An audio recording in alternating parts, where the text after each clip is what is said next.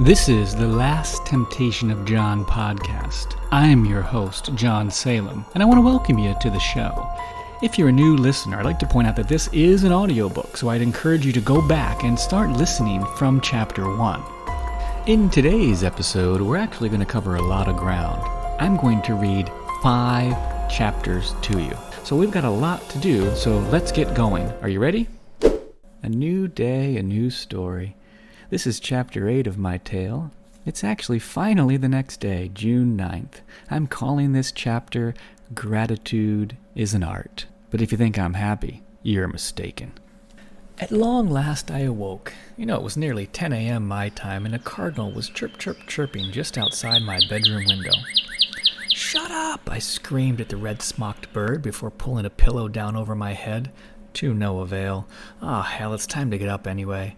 And I reached over with a hand to the side of my bed and searched for that bottle of Jim Beam that was usually rolling around on the floor. I thought about Alan. Clearly he was in dire straits based on my last vision of him being accosted by those 3 goons, and given that he'd just received his nail from the CEC's unknown catacombs, the timing really couldn't have been worse for Alan. And yet I knew that it was no coincidence that those intruders had appeared when they did. Remember what happened to me in chapter 1. Despite that recent cavalcade of visions about my friend, I was left with nothing but questions about his present situation. Now let's be clear here. I'm no sucker. You know as well as I that God is trying to pique my interest and draw me back into the commission that he left me here for. But what he doesn't understand is that I don't care. I keep telling him that, but he doesn't listen. All my life he's been force-feeding me these visions. I've fallen for his games in the past, and I've tried to do his will, but it never gets me anywhere. It's a damn waste of time, I tell you. You don't understand that, do you? Please, if you learn one thing from me, learn this. Don't fall for God's tricks. So Alan's in trouble. So what? You think I should be going to help him now? Is that what he wants me to do? Sorry, not going to happen. Oh yeah, Alan's my friend, but let's face it, he's a big boy. He knows what's at stake for holding one of the 3. And really now, what's going to happen to Alan anyway? You know as well as I that they can't kill him. So what are they going to do to him? Nothing. That's right, nothing. So why did he even bother to waste my time by showing me all those visions? As you are my witness, I'll say it again. God, please leave me alone. Now where's that damn bottle? Come here.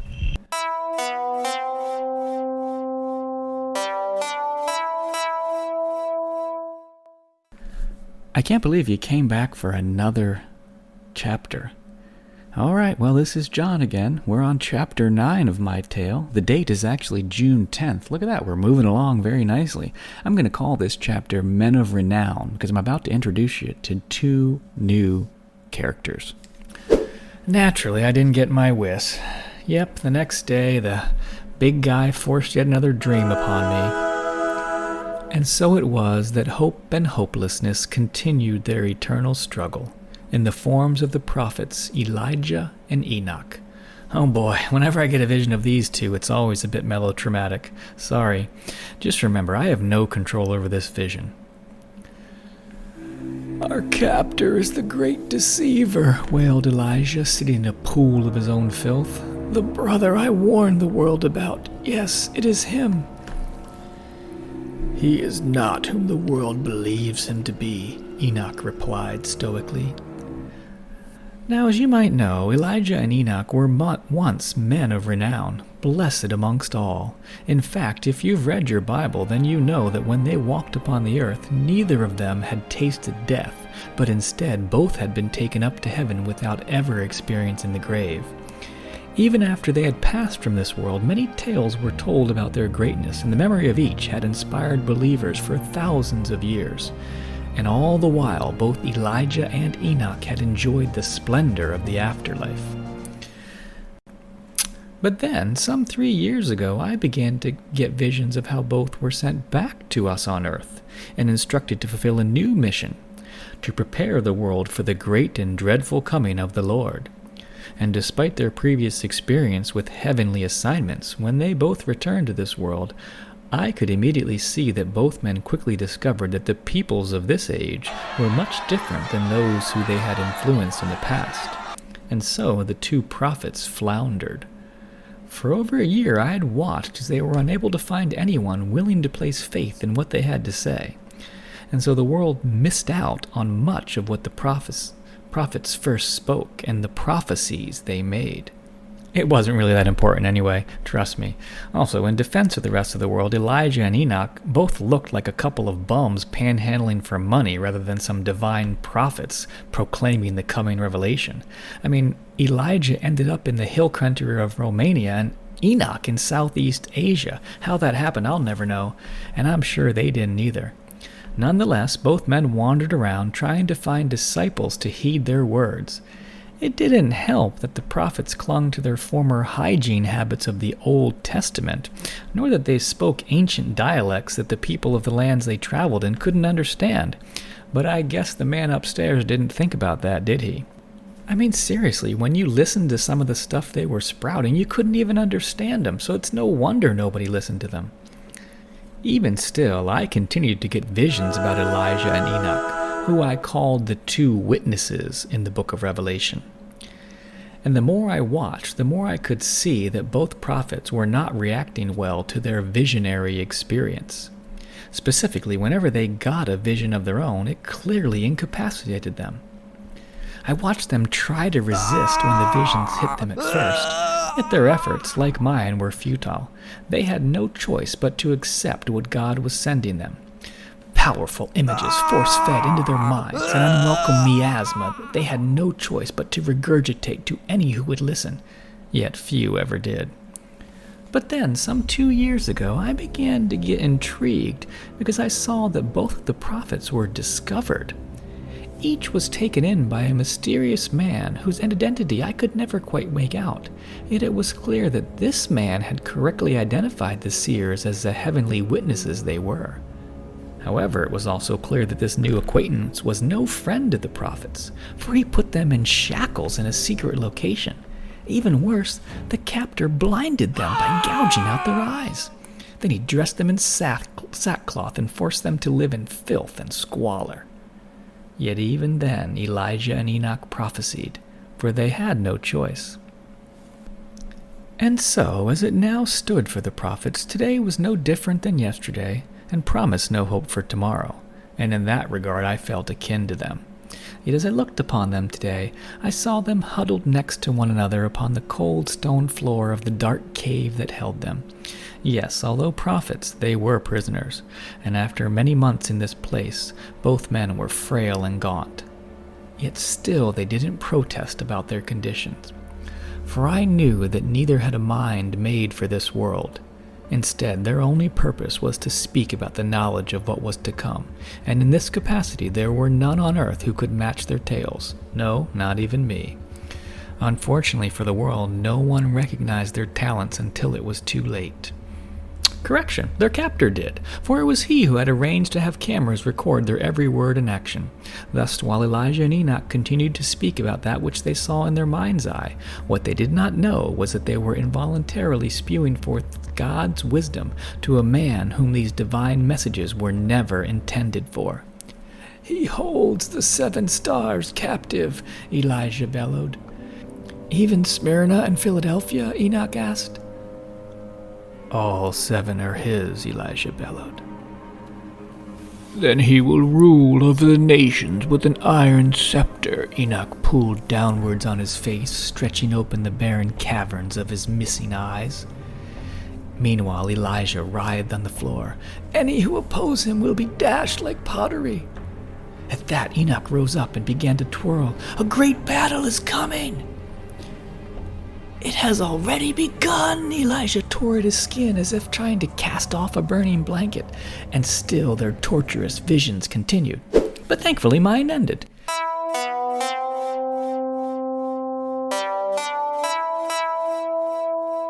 So this brings us now to Mary. Oh, where should I start? Well, to begin with, I guess I should tell you that she's currently calling herself Miriam Magdala. I suppose that is adequate, since she is originally from Magdala, but that's a different story. So you want to know, are Miriam and I friends? Well, let's just say she's a long-time business associate. I mean, okay, to be truthful, at one time, she, Alan, and I, we were inseparable. We all had the same mission to work on, and we were all very gung-ho. And, of course, we were all blessed with the same condition. What do I think about Miriam? Well, I can tolerate her when she doesn't get all high and mighty on me. You see, the problem is that Miriam is still very passionate about the quote-unquote commission. Even today, she has no other real interest. I mean, everything this girl does is about the commission this, the commission that, even after all these many years and all our many, many failures. Don't you find that a bit odd? I mean, I did. I still do. And I got tired of all her badgering. That's the main reason why I left her and Alan and went off and did my own thing. And since we've parted ways, I lived all over the world, but I migrated to my present home in Williamsport, Pennsylvania, I'd say about 50 years ago, give or take a decade. As for Alan, he's lived all over Eurasia, and given that he is a scholar, and I fancy myself a scientist, we've always maintained at least a professional association. As for Miriam, I haven't really kept track of her these past couple centuries. I've seen her time and again, but it was always work-related, and always with negative results. I mean, I remember her telling me previously that she'd spent most of her time in the Far East, and I know she'd said something about being, quote, a student of world religions, unquote, but I didn't really pay much attention to her. I mean, so long as she had something to occupy her time with that was outside of my whereabouts, that was fine by me. So anyway, that brings us to today, June 11th. And to be honest, I was not surprised to see that Miriam was in one of my visions. I mean, once I saw that Benedict was up to something and that Alan was in trouble, well, I figured Miriam would pop up next. And as usual, I was correct. So it was a new day and a new revelation from the man upstairs, and this time it was all about Miriam. And wouldn't you know it, I caught her writing another one of those darn secret notes. I mean, boy, this woman, she really knows how to make me steam. I watched her write the following. 1492 is coming for you. Signed, M.M. And if that wasn't enough, I heard her whisper, "Please do something, John." Even though she was alone and her intended receiver, me, was on the other side of the globe, and yet she still continued. "I know you feel like a prodigal son, but it doesn't have to be like that, John. Acknowledge the Lord and he will make your path straight again, John. Stop doubting him and believe once again." I mean, seriously, what the heck? Can't this woman just leave me alone? And then I watched as Miriam fell back into her chair and allowed her tears to take over. I mean, she always was one for the dramatics. She cried as quietly as she could, apparently not trying to be heard through the paper-thin walls of the palace. Yes, palace, I did say that, and I'll get to that in a moment. Meanwhile, Miriam kept talking. "None of us can do this alone, John." She kept her breath at a prayer level. "Only we three can defeat him, but we must act together. Though one may be overpowered, two can defend themselves, and a cord of 3 strands is not easily broken. Don't you see? We need you, John. Please believe again. You may be immortal, but you're not invincible." So you caught what she said, huh? Oops.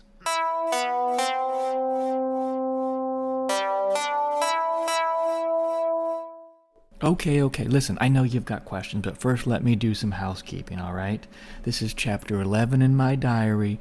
The date is June 11th, so we are moving along, and I'm going to call this chapter Immortality, Ugh. Because the fact of the matter is, I know that you're not going to let me move on with my tale unless I start answering some of your nagging questions, so let's just get it over with. So you want to know, am I immortal? Actually, I am. Alan, Miriam, and I, we're all immortal, and we have been since he made us that way nearly 2,000 years ago. It ain't fun, trust me. Like, take today, for instance. Here I am just sitting in my bed, and I'm trying to get some sleep and shake through this drunken haze. I can't get any peace because he keeps sending me more revelations. I mean, enough already. Seriously, being immortal is not all it's cracked up to be. Oh, I know Alan and Miriam, they may feel different about it, but what do they know? I mean, oh sure, there was a time when I had a different opinion, but those days are long gone. I mean, 2,000 years on this planet tends to do that to a guy, you know what I mean? So now that the cat's out of the bag, I suppose I'll have to tell you a few more things that'll keep you from bombarding me with questions. Let's go through some tidbits about my life, take them for what you will. Okay, so obviously I haven't always lived in upstate Pennsylvania. I was actually born half a world away and some 2 millennia past. And although I'm a persona unknown to most of the world now, long ago I was rather famous. Let's see how quickly you can figure it all out. Okay, let's go. So my father's name was Zebedee, and my mom was Mary Salome. And my family was Jewish, and originally we lived in the Bethsaida region around the Lake of Gennesaret in what is now modern-day Israel. Starting to put this together yet? My mother, she was actually a sister of Mary, the mother of Jesus of Nazareth. So yes, that means I was Jesus' cousin. Also had a rather famous brother, too. A man who later became known as St. James the Greater. I'm kind of proud of my older brother, so obviously I have a picture of him, too. Check out my site, temptationofjohn.com, and you can see him for yourself. But anyway, to say James and I were close is a bit of an understatement. I mean, back in the day, we tore it up, and we were known to everybody as the quote-unquote Sons of Thunder. Yeah, sure, we got into a bit of trouble, but I mean, it was all in good fun. Meanwhile, my dad had this fishing business, and James and I helped him out with it. The business was profitable enough for me to afford my own house, and it even gave me a bit of status. I mean, I was a personal friend of the Jewish high priest at the time. Hey, if you give anyone enough money, they'll be your friend, right? Anyway, Jesus and I, we were cousins, and we were also cousins of another famous preacher, that legendary Jewish apocalyptic prophet known as John the Baptist. I mean, the baptizer, he was fantastic. He was the first great speaker I'd ever met, and I actually found myself captivated by all his talk about how the, quote, kingdom of heaven was at hand, unquote, and what that meant for me and my fellow Jews. I mean, I wouldn't fall for all that talk now, mind you, but back then it sounded really good. In any case, at that time, Jesus and I, we were both looking for something meaningful to do with our lives, and, fishing just wasn't exciting enough, so we both decided to follow the baptizer around for a while. Now, eventually, Jesus became a pretty hardcore apocalyptic teacher himself, and he too began evangelizing. And since I was closer to Jesus, I left John the Baptist group and followed Jesus around for a bit. But soon enough, Jesus' group ran out of money, and reality kind of set in, so we all had to give it up. I mean, I went back home to my boring life in the fishing business, while Jesus wandered off into the desert to find himself. I honestly thought that was the end of my time as a disciple of anybody, and I was happy just living the life of a village fisherman. However, about a year later, Jesus came back, and boy, was he a changed man. Jesus claimed he had a revelation that he was the Son of God. And perhaps just as importantly, he also had a new plan for his evangelical work. Expansion via recruitment. So he asked me and my brother James to join him and leave our fishing business and instead become fishers of men. Pretty clever, don't you think? Well, anyway, we took the bait and helped Jesus find more recruits, and it was a wild success. We traveled around like rock stars for a while, and after that, I was pretty much by Jesus' side from there on out. Until he was crucified, that is. As you can imagine, Jesus' death at the hands of his jealous adversaries was quite an ordeal, and events certainly didn't work out like I thought they were going to when Jesus first roped me into the experience, and when he was murdered so unexpectedly, it left myself and other disciples, we were all in a bit of shock. I mean, we had no idea what to do next, and most of us were just trying to lay low for a while in order to try to save our own skins. It was not a fun time. Anyway, thankfully, Jesus proved he really was the Son of God because he rose from the dead just 3 days after his crucifixion. And that, as you can imagine, was really inspiring. I mean, I was so on fire for his message, I took it upon myself to continue Christ's mission. In fact, I later wrote about my time with Jesus in a book called The Gospel of John. You know that, don't you? Looking back now, though, I regret the decision that I got caught up with Jesus. It was all just a crazy idea. I mean, back then I was young and stupid. Oh, sure, there was something charismatic about Jesus, even more so than John the Baptizer. But Jesus said he would return. Let me say that again. Jesus clearly said he would return to us. And he said he was going to do it during our lifetimes back then. So where the hell is he? What is taking him so dang long? Yeah, that's right, I said it. You want to know what has me so upset? Well, now you know. Are you happy?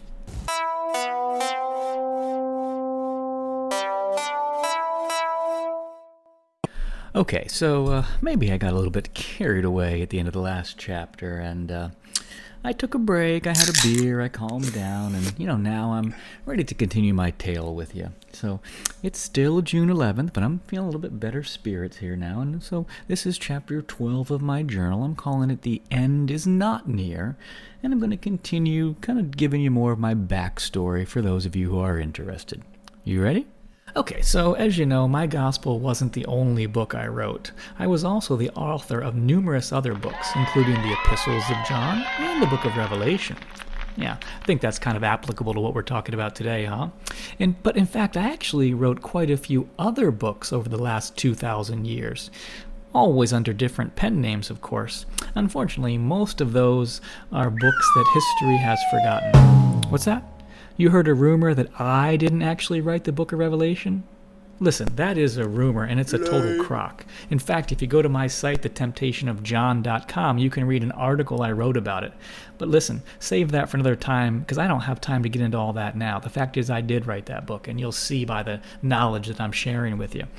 For now, let me just continue filling you in on more of the trials and tribulation of my long, long life.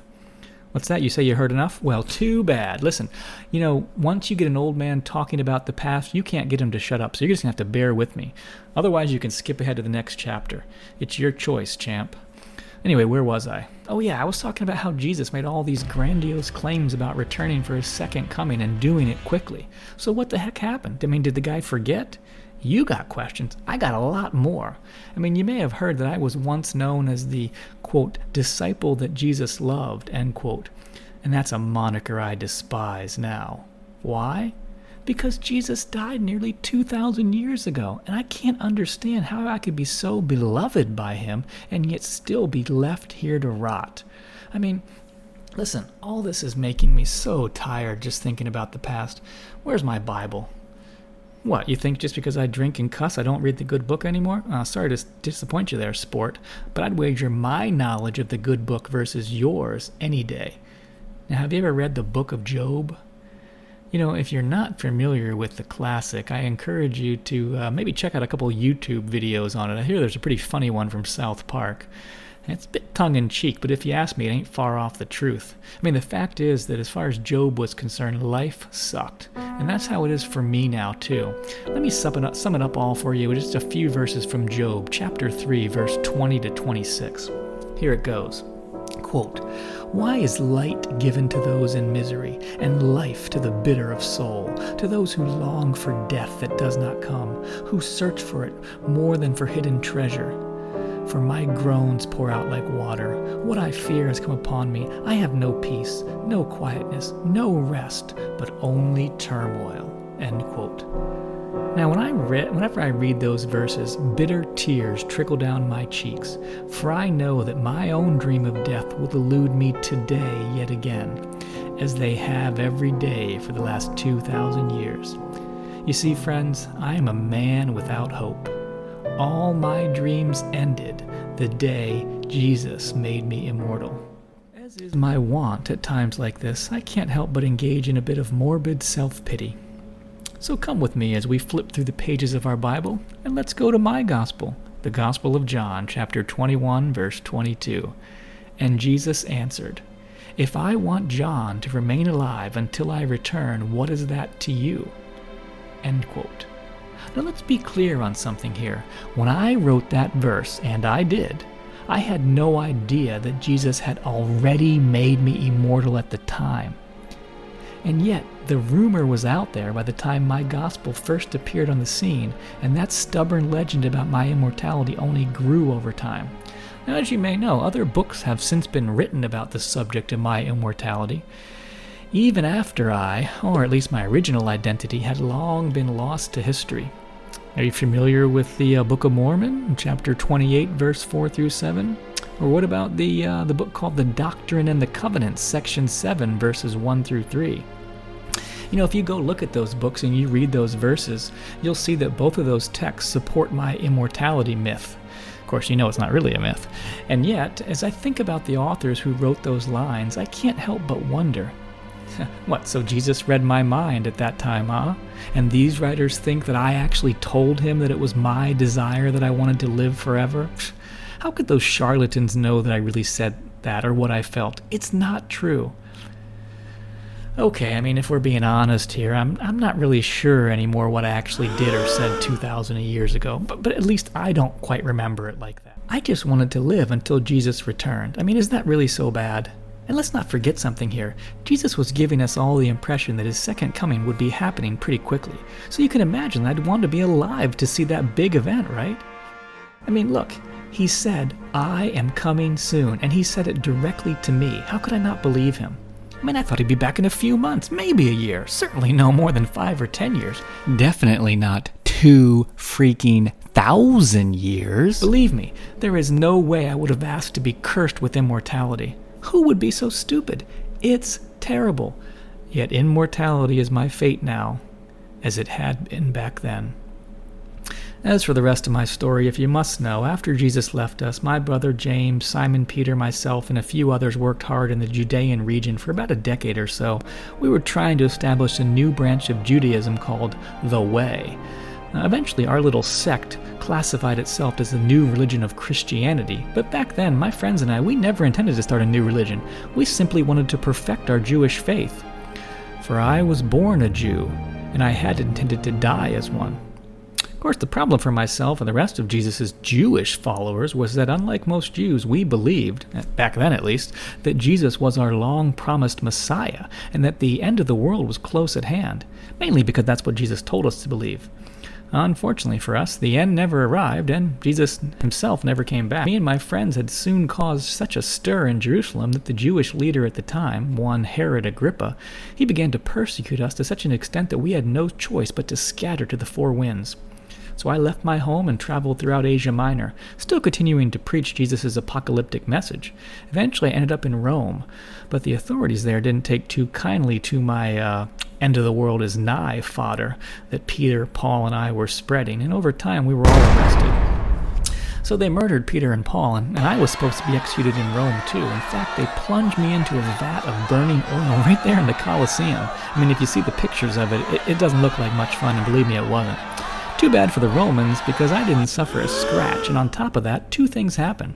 1, I knew that Jesus really did make me immortal, and 2, the entire crowd at the Colosseum converted to Christianity on the spot. At the time, I thought the last laugh was on Emperor Domitian, but soon enough I realized the joke was on me, because after the failed execution, Domitian had me banished to the island of Patmos, a tiny, middle-of-nowhere locale that drove me out of my mind. I had nothing to do but starve, and so to pass the time on Patmos, I wrote the book of Revelation. I told myself the book was an effort to stay in touch with the 7 churches of Asia. You know, they were the most promising centers of faith at the time, and I thought my book would inspire them to keep alert for Jesus' second coming, because I still foolishly believed it was still imminent. Look, I get it. The book of Revelations, it's out there. Way out there. But the fact is, I was going out of my mind on Patmos, until I discovered a certain plant on the island. See, what you may not know is that I penned Revelation after discovering the island's supply of coca leaves. And with a lot of time on my hands and nothing to do, I became rather addicted to that mind-altering effects of the coca. This may kind of explain the book's hallucinogenic undertones. Oh, to have a few coca leaves with me now, I sighed, and yet I knew that drugs were not a true escape. I've tried them all already without success. 2,000 years, a host of identities, and yet I'm still here. Because the truth is, the original Apostle John did not die. Oh, I had a tomb, and you can see pictures of the inscription on the tomb. It's located in Ephesus, and there's a beautiful plaque. I mean, you should visit it sometime. Just know that the body there is not mine. I mean, the fact is that after Patmos, I simply disappeared from society as John the Apostle, and became an assortment of different characters. In the beginning, I thought I was the only one who was immortal. Eventually, Lazarus and Miriam Magdala found me. And that's when my life got a lot more difficult. Well, that's the end of our show for today. I hope you enjoyed it.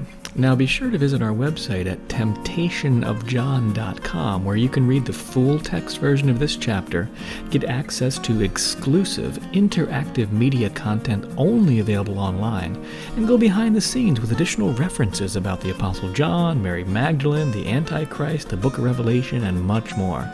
On our website, you'll find links to every podcast episode, and you can also join the Temptation of John Book Club. It's free to join, and you can get notified when new chapters are released, and even interact with the author. That's yours truly. Again, you'll find all this and more at temptationofjohn.com.